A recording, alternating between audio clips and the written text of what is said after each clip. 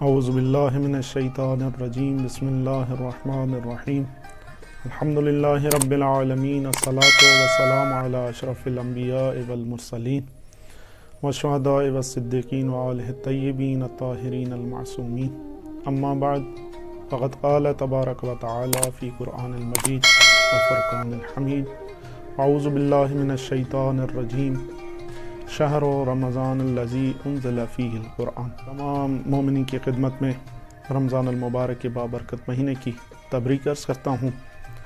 اس کے ساتھ ساتھ خداوند متعال سے دعا کرتا ہوں کہ خداوند متعال آپ کو اور ہمیں ان کی حقیقی اطاعت کرنے کی توفیق عنایت فرمائے۔ بالکل مختصر اس رمضان کے حوالے سے ایک چھوٹا سا ہدیہ چاہ رہا تھا آپ کی خدمت میں پیش کروں کہ خداوند متعال نے رمضان المبارک کو تمام عالم اسلام کے لیے ایک ایسی نعمت قرار دی ہے کہ اگر کوئی بھی شخص اس راستے سے ہٹ جائے، گناہ میں مبتلا ہو جائے،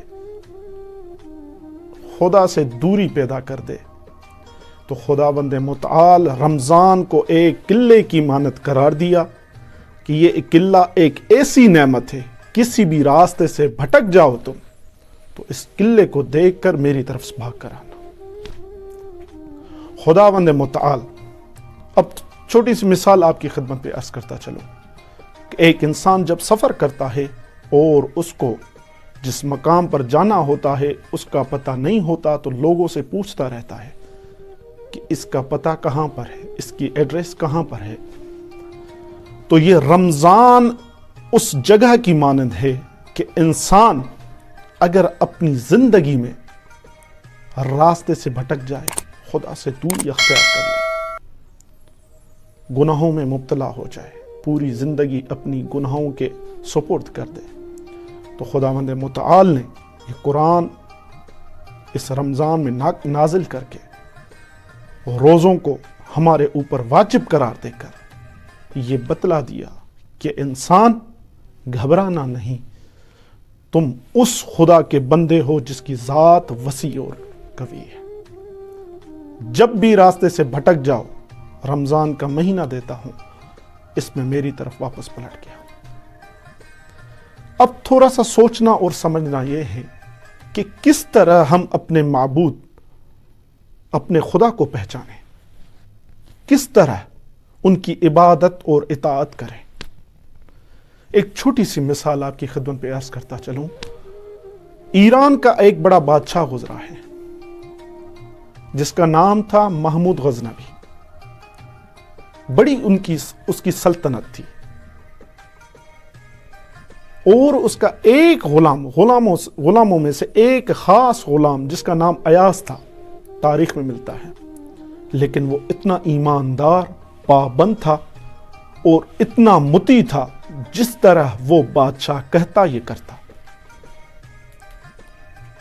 ایک دفعہ کا ذکر ہے کہ یہ بادشاہ اپنی رعیت کے ساتھ کسی بیابان سے گزر رہا تھا، تو وہاں پر اس بادشاہ کو جو نگین مارا ہار تھا وہ نیچے گر گیا۔ تو بادشاہ نے حکم دیا کہ جس کو جو بھی موتی ملے وہ اس کی ملکیت۔ تھوڑی دیر کے بعد دیکھ رہا ہے کہ وہ ایاز اس جگہ سے ہلا تک نہیں۔ پوچھنے لگا، ایاز تم کیوں اس ہیرے کے پیچھے نہیں بھاگے؟ تو اس کا جملہ سنیے گا۔ ایاز کہہ رہا ہے کہ بادشاہ، مجھے اس ہیرے سے بیشتر، ہیرے سے برتر اور ہیرے سے زیادہ آپ قیمتی ہے میرے لیے۔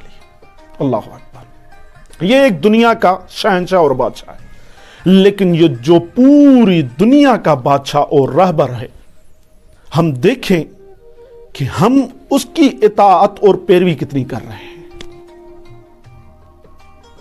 اس کے کہنے پر کتنا کام انجام دے رہے ہیں، اس کے کہنے پر کتنے واجبات انجام دے رہے ہیں۔ یہ غلام گویا ہمیں درس دے رہا ہے کہ یہ دنیا جو اس ہیرے کی مانند ہے، جیسے وہ بھاگ کر دنیا کے پیچھے چلے گئے، اپنے بادشاہ کو بھول گئے، لیکن یہ ایاز کھڑا رہا، کہہ رہا تھا کہ میرے نزدیک آپ سے بڑا کوئی ہیرا نہیں ہے۔ تو خداوند متعال نے یہ رمضان کا مہینہ ہمیں دیا ہے تاکہ ہم حقیقی بادشاہ کی طرف لوٹ کر آئیں، اس دنیا کی رغبت تو اس دنیا کی رنگت سے دور ہو کر حقیقی پروردگار کی عبادت اور اطاعت کریں۔ اس خداوند متعال کی بارگاہ میں دعا ہے کہ خداوند متعال آپ تمام ناظرین کی ہماری تمام حاجات پوری کریں اور حقیقی طریقے سے خداوند متعال کی اطاعت کرنے کی توفیق عنایت فرمائیں۔ والسلام علیکم ورحمۃ اللہ وبرکاتہ۔